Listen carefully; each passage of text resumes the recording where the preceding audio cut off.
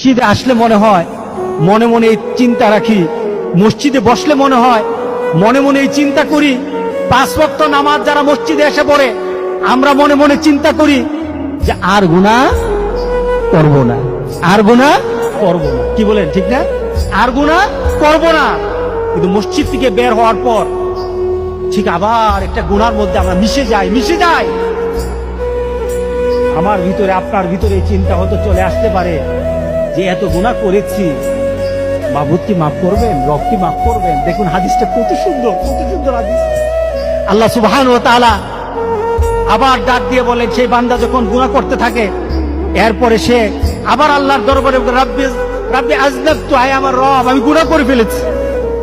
সে হয়তো চিন্তা করেছে হাসরের ময়দানে আল্লাহর দরবারে দাঁড়াবো, আল্লাহ আমাদের বিচার করবেন, ফয়সালা করবেন। আমি হয়তো আমার মাকে ডাক দিব, মা বলবে আমি তোর সাথী না। বাবাকে ডাকবো, বাবা বলবেন আমি তোর সাথী না। নেতা বলবে আমি তোর সাথী না।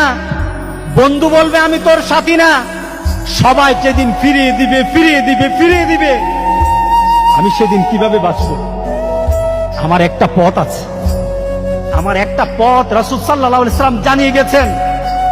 এই পথটা যদি কেউ অনুসরণ করে মওত পর্যন্ত চলে যায়, পাহাড় সমান গুনাহ থাকতে পারে, আল্লাহ বলেন সব গুনাহকে আমি মাফ করে দেব।